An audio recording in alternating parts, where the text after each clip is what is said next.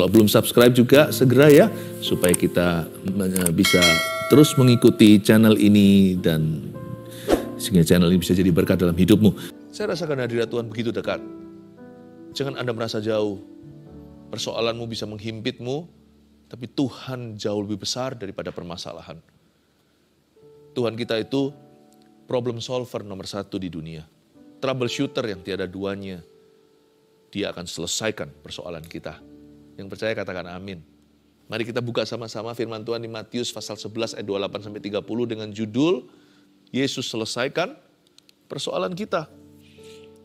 Saya baca ya, tidak banyak ayatnya, hanya 3. Marilah kepadaku semua yang letih lesu dan berbeban berat.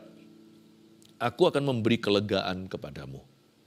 Pikulah kuk yang kupasang dan belajarlah padaku karena aku lemah lembut dan rendah hati, dan jiwamu akan mendapat ketenangan.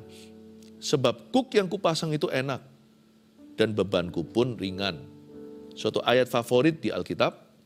Di Alkitab Indonesia kita diberi judul Ajakan Juru Selamat. Berarti Tuhan itu yang mengajak orang punya masalah masuk ke hadiratnya. Apakah Tuhan cari masalah? Ya, Tuhan mencari masalah kita. Tuhan tidak pernah mencari masalah dengan kita karena Dia sayang kita. Kalau Tuhan itu menawarkan pertolongan itu for free atau bebas biaya. Mana ada di dunia ini jasa tanpa harga. Misalnya kalau kita butuh bantuan hukum, contohnya membutuhkan jasa seorang pengacara. Dengan senang hati pasti dibantu, tetapi ada imbalannya. Misalnya restoran, servis yang diberikan, serta makanan yang disajikan. Semuanya itu ada dolarnya. Biasanya kalau orang menawarkan sesuatu, misalnya maskapai penerbangan, itu pasti ada tradingnya, ada nilai tukarnya. Gak ada orang semerta-merta diam-diam mentah-mentah menawarkan bantuan. Kalau bukan dilandasi kasih, gak mungkin terjadi. Setiap orang itu kalau menawarkan pertolongan, pasti mau sesuatu sebagai timbal baliknya. Hanya ada satu yang menawarkan pertolongan sama kita dan Dia yang bayar. Bukan hanya Dia mengajak orang bermasalah masuk hadiratnya. Bukan saja Dia ingin mendapatkan masalah mereka. Mana ada sih orang yang mau memperoleh masalah orang lain? Kalau ada orang bermasalah misalnya kita mau jauh-jauh supaya jangan sampai kita kena imbasnya. Hanya satu loh. Hanya satu, yaitu Sang Juru Selamat yang mau deket-deket sama orang yang bermasalah. Bukan hanya itu, Dia menawarkan bantuan cuma-cuma. Bukan hanya menawarkan bantuan cuma-cuma, Dia bayar di depan. Ingat Golgota?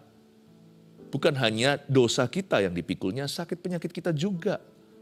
Dan pemberontakan kita itu ditimpakan ke atasnya, supaya oleh bilurnya kita menjadi sembuh. Dan kita semua seperti domba tersesat, tapi Dia menemukan kita. Coba lihat ini. Hanya ada satu orang yang mau dekat sama orang bermasalah. Dia nggak takut sama orang yang penuh dengan persoalan. Kalau ada seseorang bangkrut misalnya, dan kita tahu dia butuh uang. Orang-orang yang cinta akan uangnya pasti akan jauh-jauh dari orang itu. Takut apa? Takut dimintai pinjaman. Tapi waktu kita bangkrut, kita datang ke Tuhan. Tuhan dengan senang hati menyambut kita. Tuhan akan tolong kita. Jangankan materi. Tuhan itu akan sertai kita dalam lembah keterpurukan kita. Kalau kita memberikan bantuan pada orang lain, kalau kita nggak ikhlas, atau misalkan kalau kita hanya memberi bantuan tapi kita nggak sungguh-sungguh mengasihi orang itu, ya kita kirim bantuannya. Tapi kalau kita ditemani 24 jam sehari, 7 hari seminggu, 365 hari setahun, Dia terus berada di sisi kita, bantu. Wah, itu pasti bukan bantuan yang Dia tawarkan. Dia tawarkan dirinya. Itu pasti besar sayangnya pada orang yang Dia bantu. Itu kalau bukan keluarga biasanya tidak lazim terjadi. Tuhan tuh gak menawarkan bantuan. Dia itu menawarkan dirinya. Segala bantuan yang lain itu menyusul. Segala sesuatu ditambahkan, termasuk misalnya kalau kebutuhan kita materi. Tuhan juga bisa berkati, tetapi Tuhan tidak hanya memberi kita berkat. Dia datang sendiri. Hanya ada satu orang, hanya satu pribadi yang mau dekat-dekat sama kita waktu kita ini berada di level bawah, ketika kita terpuruk, ketika kita jatuh. Hanya satu. Bukan hanya itu, dia bayar di depan lagi. Dia mati di Kalvari. Udah nawarin jasa, gak dapat apa-apa. Dia yang bayar jasa itu. Luar biasa Tuhan itu. Makanya ajakan juru selamat ini gak pernah saya remehkan ayat ini. Marilah kepadaku semua yang letih lesu dan berbeban berat. This means so much to me. Kalau kita gak asal baca, kita menyadari siapa yang berbicara. Yang berbicara itu bukan hanya menawarkan bantuan, dia akan hadir dalam permasalahan kita, dan dia juga akan menyelesaikan persoalan kita, dan dia yang bayar semua prosesnya, di depan lunas terbayar sudah, dan akan Tuhan bayar seterusnya sampai kita keluar dari masalah. Hanya ada satu orang yang berani gitu, Yesus namanya Yesus. Marilah kepadaku, ini bukan tantangan, ini tawaran belas kasihan. Tuhan ingin kita mengerti bahwa Anda dan saya itu selalu di-welcome di dalam hadiratnya.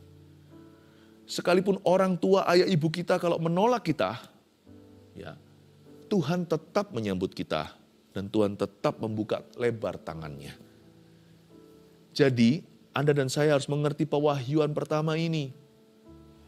Setiap waktu, kapan saja, di level manapun, musim hidup apapun, Tuhan selalu welcome Anda dan saya dalam hadiratnya.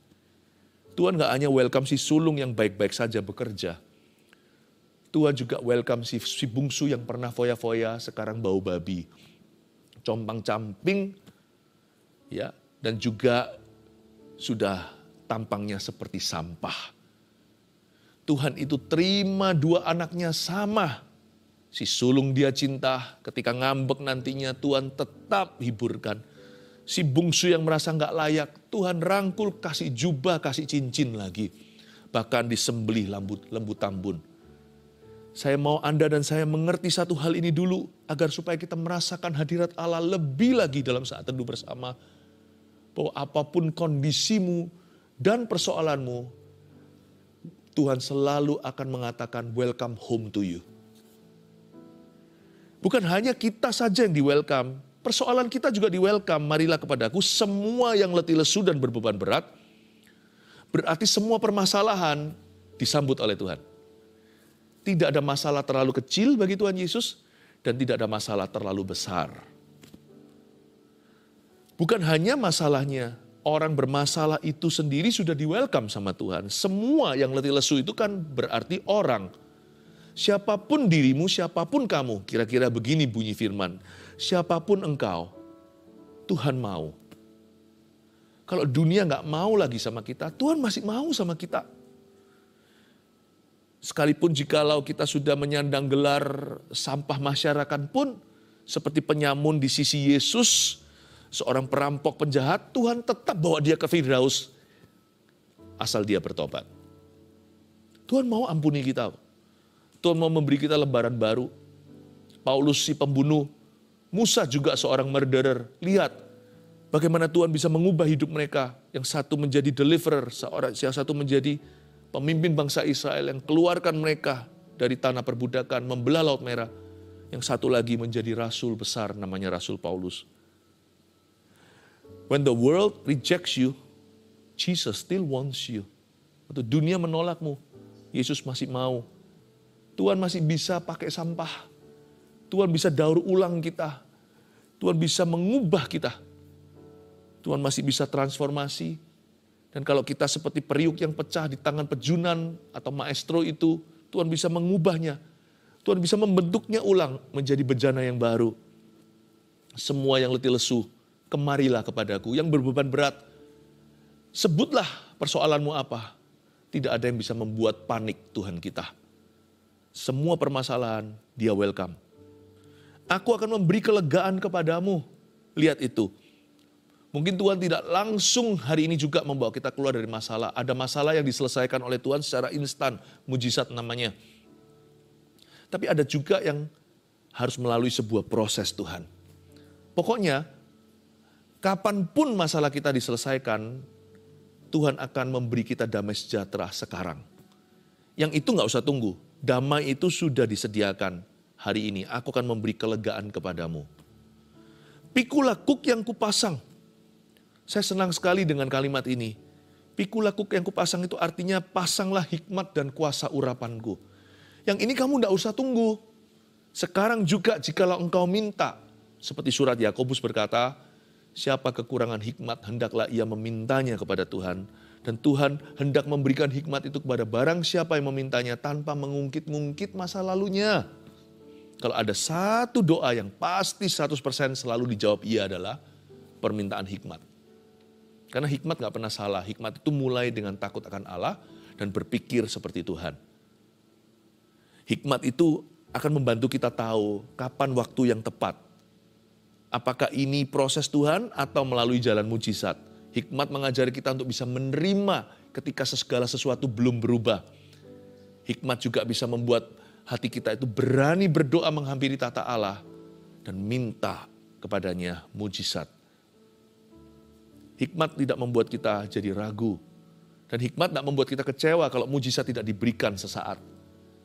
Hikmat itu bisa menjaga hati kita. Pikulah kuk yang kupasang. Kuk pertama di sini maksudnya hikmat. Pasanglah hikmatku. Nggak perlu tunggu nanti. Ketika kita sudah keluar dari masalah. Kalau kita sudah keluar dari masalah nggak perlu hikmat lagi. Justru ketika kita di dalam persoalan. Berada di bawah tekanan. Mintalah hikmat kepada Tuhan. Dan Tuhan akan memberikan cuma-cuma kepadamu. Pikulah kuk yang kupasang. Sekarang juga pasanglah hikmat. Dan terimalah urapan yang baru. Terimalah kuasa. Kuasa itu bukan hanya menengging setan. Kuasa itu bukan hanya mengusir roh jahat. Kuasa itu bukan hanya untuk menyembuhkan yang sakit. Kuasa juga bisa memberikan pada kita hati yang bandel dan tabah di bawah segala tekanan. Pikulah kuk yang kupasang. Tuhan sediakan kuasa pada barang siapa yang minta. Tuhan menyediakan urapan yang baru. Yang ini gak usah tunggu. Pikulah kuk yang kupasang.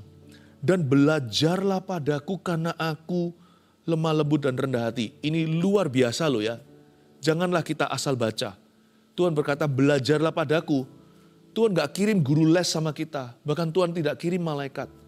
Tuhan juga tidak kirimkan kepada kita textbooknya atau manualnya. Tuhan berkata belajarlah padaku. Bukan pada buku, bukan pada orang lain, bukan pada keadaan, langsung pada sang maestro, pada sang guru. Belajarlah padaku. Ini bicara soal penyertaan. Seperti yang saya katakan tadi, Tuhan itu bukan hanya kirim bala bantuan, tapi Tuhan datang sendiri tidak diwakilkan. Kalau kamu gandeng aku, kira-kira begini bunyi firman-Nya dalam bahasa sehari-hari. Ketika engkau dalam persoalan, undang aku datang. Jangan hanya minta bantuan, undang aku datang. Aku mau jadi pembantumu. Luar biasa ya.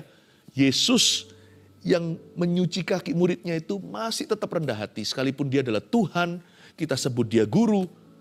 Dia gak keberatan jadi pembantu. Penolong kita. Tuhan gak kirim bala bantuan. Tuhan gak hanya kirim pertolongan. Itu iya. Tapi Tuhan kirim dirinya sendiri. Ajaib ya. Dia datang sendiri dan berkata, tenang nak. Kamu bisa belajar sama aku. I'm here. Aku ada di sini. Gak usah kamu berseru-seru seolah-olah aku tidak ada. Tapi berserulah karena aku ada. Nak, aku ada di sini. Belajarlah padaku karena aku. Lihat itu. Present tense. Tuhan berkata karena aku itu dalam gaya bahasa sedang ada di sana. Karena aku lemah lembut dan rendah hati. Berarti kan Tuhan ada di sisi kita. Belajar ya sama aku. Karena aku lemah lembut dan rendah hati. Mentorku yang paling luar biasa dalam segala persoalan saya adalah Tuhan Yesus. Immanuel, dia hadir. Sekalipun mujizat belum terjadi, saya gak akan kecewa. Asal Tuhan ada di sisiku, sebelah kananku. Pada siapa aku harus takut? Apa yang manusia dapat lakukan terhadap saya? Tuhan memegangku dengan tangan kanannya. Aku tidak takut bahaya. Walau 1000 rebah di sisiku, 10.000 di sebelah kananku, gunung batuku dan bagianku tetaplah Allah selama-lamanya. Ini bukan teori. Bagian gunung batu berarti dia ada bersama dengan saya. Belajarlah padaku. Kalimat ini dahsyat. Kalau enggak kan Tuhan akan berkata, belajarlah sama guru les itu. Atau kamu belajar sendiri ya, aku sudah kirim buku manualnya. No, belajarlah padaku. Berarti dia lebih dekat dari yang kita kira. Learn from me. Dan Tuhan enggak perlu video call sama kita. Dan Tuhan tidak usah online. Karena manusia tidak maha hadir terpaksa online. Tapi Yesus maha hadir. Dia ada di situ. Di depan saya kamera, baru Anda. Kalau Yesus nggak ada kamera di antara Anda dengan dia. Dia ada di balik kamera nih, langsung ada di ruang tamumu. Langsung ada di mobil ketika kalau Anda sekarang lagi menyaksikan Saat Teduh Bersama sambil nyetir. Hati-hati tapi ya nyetirnya. Dia ada di rumah sakit. Persis di sebelah ranjang Anda. Ketika Anda menantikan sembuh dan pulih. Dia ada di situ. Di ruang yang lembab itu, Anda menangis sendiri. Karena barusan ditinggal mati oleh seseorang yang Anda kasihi. Dia ada di sana. Dia ada di sana sekarang bersama dengan Anda.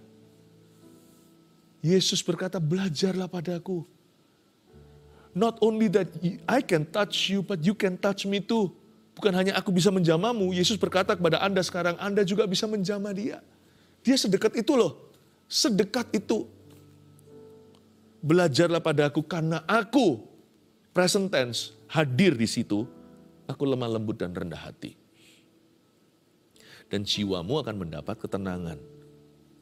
Saya ngomong gini tadi semoga banyak orang jadi tenang.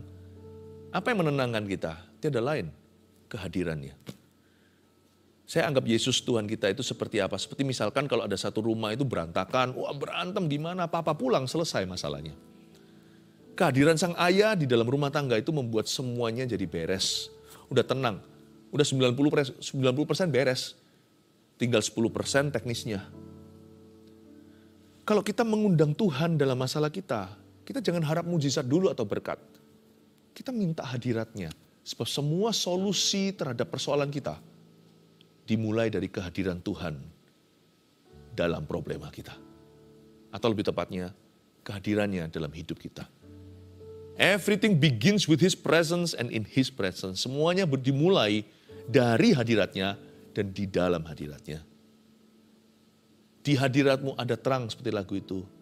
Terang kehidupanku, pernyataan kuasa kekuatanmu.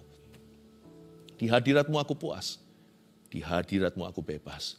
Dalam hadiratnya ku rasa bahagia. Dalam hadiratnya ku temukan kasih-Nya. Saya sebut lirik-lirik lagu sembarangan tadi yang seingat saya. Tapi semua mengeluhkan hadirat Allah betul sekali. Memang solusi tidak 100% semua hanya di dalam hadirat Allah. Ada 10% teknisnya. Anda harus temukan di luar sana bersama dengan Tuhan. Berjalan dengan Anda pasti bisa menemukannya. Tapi semua solusi kita dimulai dengan damai sejahtera dalam hadirat Allah. Sebab kalau hatimu tidak tenang, pikiranmu pasti kalut. Pikiran kita pasti panik, kacau, nggak akan ketemu solusi. Karena mata kita hanya bisa lihat problemanya. Tapi waktu kita dalam hadirat Allah, kita dapat iman. Dan iman itu akan menuntun kita pada terobosan. Iman itulah yang menjadi cikal bakal segala pengharapan hikmat itu mencuat. Iman membuat akal budi kita diperbaharui oleh firman. Coba ya, kalau kita nggak beriman sama Tuhan, mau masuk ayat Alkitab apapun juga nggak masuk, nggak mempan. Tapi waktu hati kita belajar percaya, dan ketika terbuka, hanya bisa kita alami itu dalam hadirat Allah. Kita nggak bisa alami itu waktu kita dengar lagu-lagu sekuler misalnya. Tambah gundah gulana, tambah gelisah. Apalagi lirik-liriknya semuanya itu yang gelap gulita. Wah, yang liriknya abu-abu ketika seorang putus pacar misalnya. Wah, tambah depresi. Tapi kalau kita mendengarkan lagu-lagu pujian dalam hadirat Tuhan, diiringi dengan lagu penyembahan, kita di-usher masuk ke hadiratnya. Lagu-lagu itu mengangkat kita, uplifting, bukan menjatuhkan. Dan lagu-lagu itu menciprat iman. Sehingga kita itu terbakar. Tadinya ngerasa gak kuat, seperti ada yang menopang. Dimulai dari situlah kita bisa bangkit. Dan kita bisa move on dari apapun juga. Dan waktu keluar dari ruang doa atau ruang tidur kita, atau dimanapun kita sembahyang, dunia tetap sama, masalah masih di situ. Tapi kitanya yang berubah, kita gak melihat segala sesuatu atau kehidupan ini dengan cara pandang yang sama lagi. Seusai kita berdoa. Tiba-tiba hikmat pun mulai berbunyi. Oh iya ya, kok gak pernah terpikir sebelumnya.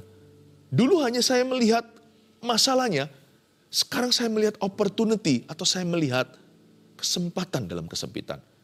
Dulu hanya saya bisa lihat kepahitannya, negatifnya, sekarang saya bisa melihat, oh iya ya, ternyata ada maksud Allah di balik ini. Bukannya saya melihat kutuknya, saya mulai menemukan potensinya. Perlahan-lahan merangkak pun jadi. Masalah pun diselesaikan satu persatu oleh Tuhan melalui aku. Oleh Tuhan melalui diriku. Oleh Tuhan melalui kita bekerja sama Tuhan tuh dalam segala perkara mendatangkan kebaikan bagi orang yang terpanggil sesuai dengan rencananya. Jangan salah sumbernya, bukan ke alkohol, bukan pergi ke narkoba, bukan ke jalan orang berdosa, mendengarkan nasihat orang fasik pula, bukan ke dugem, bukan ke clubbing, bukan ke dunia gemerlap, bukan ke kuasa kegelapan, bukan ke orang pintar, bukan ke ramalan, bukan ke mantra, bukan ke semua itu. Masuklah hadirat Allah. Anda akan menemukan solusi hidupmu dan penyelesaian persoalan. Dan jiwamu akan mendapat ketenangan, itu permulaan. Sebab kuk yang kupasang itu enak dan bebanku pun ringan. Maksudnya apa? Kuk yang kupasang itu enak dan bebanku pun ringan. Ketika kita masuk hadirat Allah, kita dapat semua tadi yang saya sebutkan, iman, pengharapan, dan kasih. Dan itu ternyata akan menjaga orangnya. Semoga Anda paham ya. Pakai bahasa Inggris dulu ya. The presence of God preserves the man against his problems. Hadirat Allah itu memelihara orangnya terhadap masalahnya. Supaya ketika Anda belum keluar dari persoalan atau belum ada penyelesaian, jangan sampai akhirnya jatuh sakit. Karena hati yang gembira adalah obat, lawan katanya jatuh sakit. Semangat patah, keringkan tulang, aduh macam-macam tuh nanti jadinya. Hadirat Tuhan itu memang gak tentu langsung masalahnya selesai sesaat. Ada yang begitu, namanya mujizat, ada yang perlu proses. Tetapi hadirat Allah itu akan preserve seperti membalsam orangnya. Sehingga orangnya tidak murtad. Ketika masalah atau persoalan itu masih going on, masih terjadi, jangan sampai suami istri itu cerai. Bisa saja kan, contohnya persoalan finansil itu menjadi salah satu alasan perceraian. Salah satu penyebab perceraian itu semuanya adalah statistik, tidak berbohong. Siapa bilang uang tidak penting? Ternyata dalam keluarga itu bisa membuat goncang rumah tangga. Tapi kalau mereka bermesbah dalam Tuhan, hadirat Allah itu akan melindungi pernikahan mereka. Jadi selama melalui lembah kesulitan itu, tidak sampai iblis itu menghancurkan yang Tuhan tidak izinkan. Yaitu pernikahan mereka utuh. Karena yang terpenting buat anak kan bukan hartanya, tapi pernikahan papa mamanya. Supaya jangan semua itu terjadi, atau supaya jangan burn out menanti. Jangan sampai kita jenuh. Itu yang disebut kuk yang kupasang itu enak dan bebanku pun ringan, itu bukan berarti masalah itu ringan dan enak. Mana ada persoalan itu enak dan ringan? Nggak ada. Tapi hati kita dibuat jauh lebih enak. Roh kita dibuat jauh lebih ringan. Asal mula tadi berat sekali, tapi kita merasa seperti, ya berat sih berat. Tetapi tidak lebih berat daripada yang sanggup aku tanggung. Karena ada Tuhan menyertai. Ini luar biasa, hikmat-hikmat ini. Kalau saya perhatikan 3 ayat ini begitu mendalam, saya berkata, saya nggak takut kena masalah apapun. Saya nggak mengundang, tapi saya nggak takut. Asal Tuhan di dekatku, aku bisa belajar langsung dari Dia.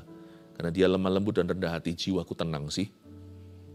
Dan apapun terjadi, kuk yang dipasang Tuhan di hatiku itu sudah ada klepnya.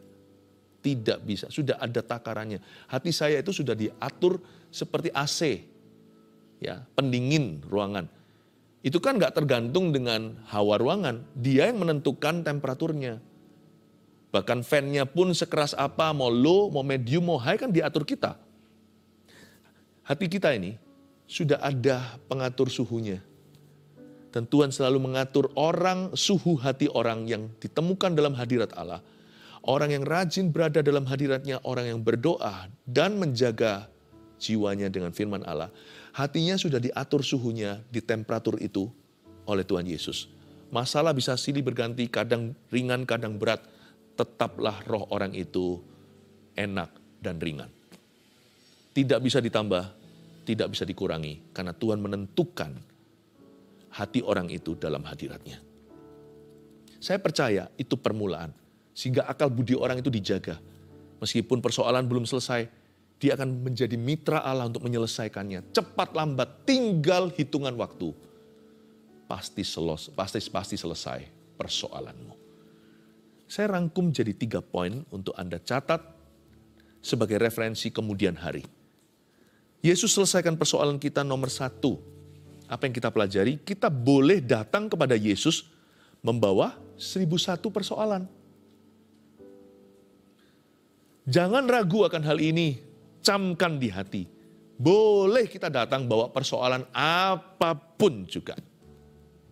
Ya, jangan ada yang merasa yang ini Tuhan gak bisa. Masa Tuhan mau? Udahlah, lari aja dari hadiratnya. Nanti nyanyi, kemanakah aku dapat pergi menjauhi rohmu Tuhan? Ngapain kita babak belur dulu? Yang pertama kita cari waktu kita mendapat persoalan adalah Tuhan Yesus. Dan Yesus kita gandeng sepanjang prosesnya. Dan Yesuslah yang punya kata terakhir atas setiap persoalan kita. Jangan tunggu sampai gimana. Do not flounder. Jangan muter-muter dulu di padang gurun baru masuk Kanaan. Yesuslah tanah perjanjianmu. Segera masuk. Jangan kita itu suka untuk menunda-nunda. Yang nomor dua, Yesus selesaikan persoalan kita. Semua solusi persoalan kita dimulai dari kehadirannya.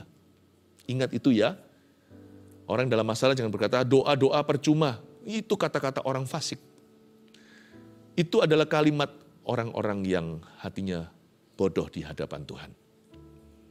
Semua solusi Tuhan sembunyikan di bejana tanah liat yang diremehkan oleh dunia. Hadirat Allah, di situ solusinya. Justru yang diagungkan dan dielukan, wah yang gimana dengan bejana emas semuanya, dengan koneksinya, dengan kekuatannya, itu nanti ujungnya percuma. Percayalah, engkau bersandar pada Mesir, sandaranmu itu akan jadi durimu. Semua solusi persoalan kita selalu dimulai dari kehadirannya, dan kalau Anda tidak kuat masuk kehadirat Allah bersama-sama dengan seseorang, disitulah perlu rekan, disitu perlu mitra doa. Tuhan gak suruh kita menghadapi semuanya sendirian, kalau gak kuat, buka bicara, beritahu pada kami, doakan. Mitra doa sudah menanti live chat-nya. Di komentar juga kami semua mendoakan Anda. Bukankah ada perintah berkata, atau lebih tepatnya janji, 2-3 orang masuk ke hadirat Allah, Tuhan ada di situ. Semua solusi persoalan kita dimulai dari kehadirannya. Pray, my friend, berdoalah. 3, Yesus beri damai dan kekuatan untuk menanggung persoalan kita. Itu yang saya sebut tadi, dibalsami. Tuhan memelihara orangnya terhadap masalahnya. Karena Yesus beri kita damai terus-menerus tidak henti. Meskipun masalah silih berganti. Dan Tuhan memberi kita kekuatan yang cukup untuk menanggung persoalan kita. Ketika masalah kita kecil, dia berikan kita kekuatan yang proporsional.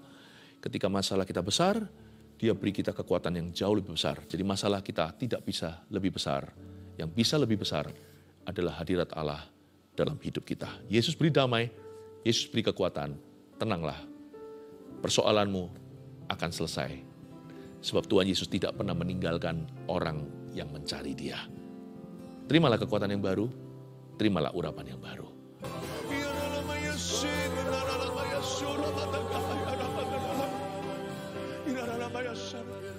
Saya melihat ada anak kecil yang lari. Dan ketika dia lari, dia menoleh ke belakang dan musuh itu sudah jauh. Saya melihat anak kecil itu lari. Dia lari ke dalam pelukan ayahnya. Apa yang saya lihat barusan itu, ayah itu adalah Yesus. Yang jongkok membuka tangannya dengan jubahnya. Dan menerima anak itu. Anak itu adalah keluarga Saat Teduh. Itu bukan anak kecil saja. Itu anak Tuhan. Saya merasakan ada orang-orang yang lari aja pokoknya, lari aja masuk ke dalam hadiratnya, lari aja dalam pelukannya. Anda menoleh nanti Anda akan lihat musuh-musuh sudah jauh. Jesus loves you. Saya rasakan beban diangkat oleh Tuhan, beban diangkat.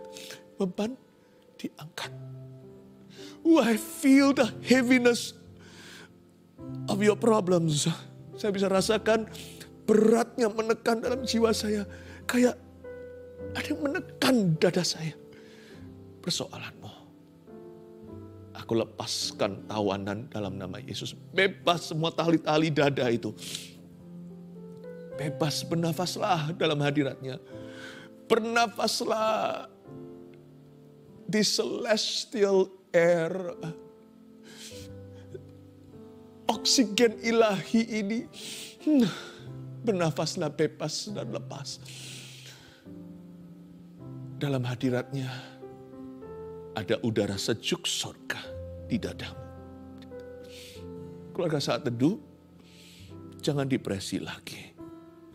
Tidak perlu kau bisa bawa masalahmu pada Tuhan. Dialah problem solver, dia Yesus akan selesaikan persoalanmu. Satu persatu. Tanpa harus giliran bersamaan setiap orang, Tuhan akan beracara sekarang juga. Pejamkan mata. Saya melihat ada sebuah kantor, ada tulisan kantor itu ada kayu, terbuat dari kayu-kayu. Kantor seseorang ini, saya nggak lihat orangnya, ada tulisan RUA, saya nggak ngerti maksudnya apa. RUA, saya nggak ngerti itu maksudnya apa. Tapi ada kantornya itu kayu-kayu gitu. Dan Roh Kudus berkata, Anda sedang dalam masalah bisnis yang serius. Saya nggak tahu gimana Tuhan akan menolong Anda, saya sampaikan aja sebagai penyambung lidah. Jesus says, I will help you. Yesus berkata, aku akan menolongmu. Jangan putus asa anakku. Aku akan menolong. Aku akan menolongmu, semua akan indah pada waktunya. Jangan takut, bisnismu tidak akan tenggelam. Sebab Tuhan menopang tanganmu. Ada satu orang yang jatuh. Lalu setelah Anda jatuh, tulang Anda sakit semua. Dan Anda tidak bisa jalan normal lagi. Yesus berkata, aku ambil sakit penyakitmu, aku pikul di kayu salib itu. Kau sudah sembuh. Berdiri sekarang. Berjalan, gerakkan bagian tubuh yang semula sudah tidak bisa fungsional. Anda jalan dengan normal. Dalam nama Yesus Kristus.